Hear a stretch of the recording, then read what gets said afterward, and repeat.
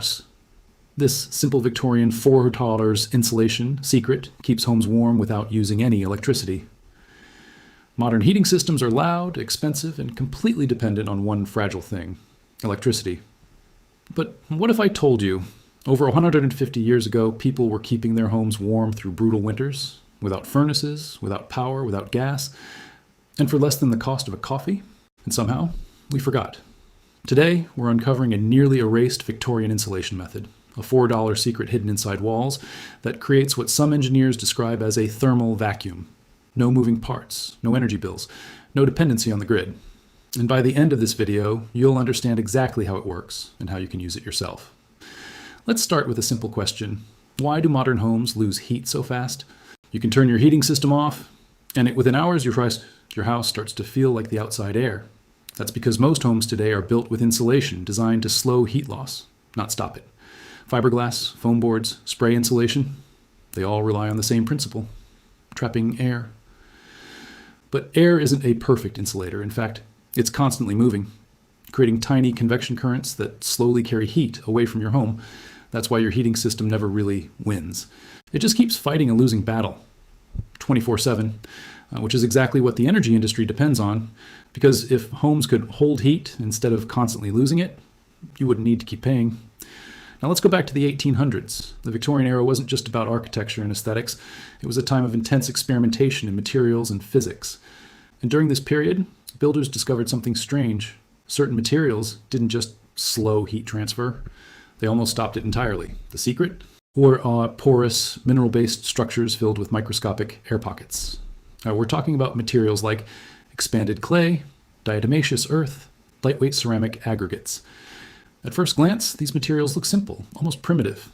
But under a microscope, they reveal something incredible. Millions of tiny sealed pockets, each one trapping air so tightly that it can't circulate. No movement, no convection, almost no heat loss. In effect, they created a near thermal vacuum without any advanced technology. And the cost? Shockingly low. Now let's clarify something. A true vacuum, like space, is the best insulator possible. No particles means no heat transfer through conduction or convection, but creating a real vacuum inside your walls, that's expensive, complex, and impractical. So the Victorians did something smarter. Instead of removing air, they trapped it so tightly that it couldn't move. This creates what we can call a functional vacuum effect. Here's why that matters. Heat moves in three ways. 1, conduction, through solid materials. 2, convection, through moving air. 3, radiation, infrared energy. Most insulation only addresses 1 or 2 of these, but these porous mineral materials, they attack all 3 at once. Conduction is reduced because the material itself is not very dense. Convection is eliminated because air is locked in place. Radiation is disrupted by the irregular internal structure. The result? Heat gets trapped and stays trapped. So what exactly is this $4 secret? In many cases, it's something incredibly accessible. Tajinti, expanded clay pellets, also known as leaky, lightweight expanded clay aggregate, clay pebbles, hydroponic growing media. These small round pellets are made by heating clay at high temperatures until it expands, like popcorn. Inside each pellet, thousands of tiny air pockets. And when you pour thousands of these pellets into a wall cavity, you create a dense network of trapped air zones that resist heat transfer almost completely. Cost? Depending on where you buy it, as low as $4 to $10 per bag. Imagine this, 2 identical wall sections. One filled with traditional fiberglass insulation, the other filled with expanded clay pellets. Now heat one side, and measure how long it takes for the other side to warm up. What happens? The fiberglass slows the heat, but eventually warmth passes through. The clay-filled wall? It barely changes. Because the heat isn't moving through, it's getting trapped inside. This is where things get interesting. Instead of constantly losing heat, your home starts behaving like a thermal battery. Why? It stores warmth during the day and releases it slowly over time. If this method is so effective, why isn't everyone using it? The answer is less about science and more about economics. Modern construction is built around speed, standardization, cost-cutting at scale. Fiberglass insulation is cheap, fast to install, and mass-produced, but it's not designed to eliminate heat loss. It's designed to be good enough, and more importantly, it ensures you stay dependent on heating systems. There's also another factor: building codes. Many regions standardized insulation methods decades ago and haven't updated them to reflect alternative materials. So even if better solutions exist, they're often ignored. Here's where this method becomes powerful. When you combine high retention insulation with passive heat sources, you can dramatically reduce or even eliminate your need for active heating. Passive heat sources include sunlight through windows, body heat, cooking appliances, warm air from daily activities. In a poorly insulated home, this heat disappears quickly, but in a high retention system, it accumulates. Over time, your home stabilizes at a comfortable temperature without constant input. This is exactly how many older homes stayed warm long before modern systems existed. Now let's talk about implementation. This isn't a full DIY guide, but here's the basic concept. 1.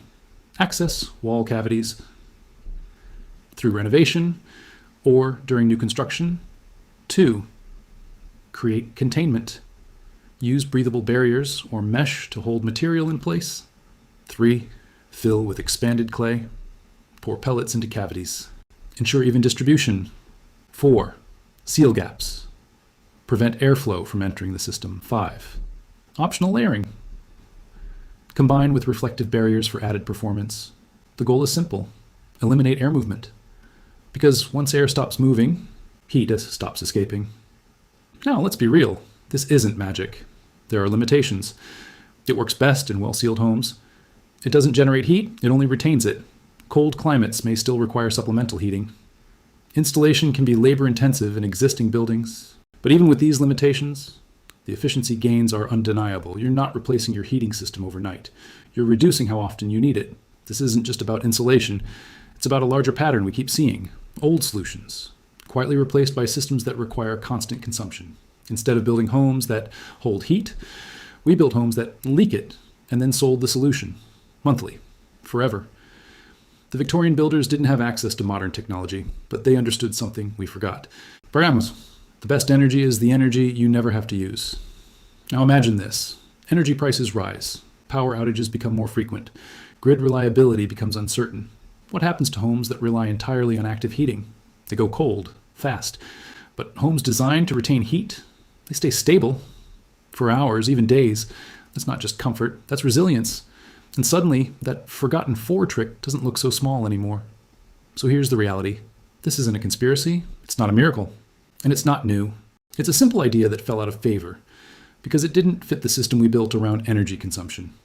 But now, as more people look for independence, efficiency, and resilience, these old ideas are coming back. And the question is, will you keep paying to fight heat loss or start designing your home to stop it entirely?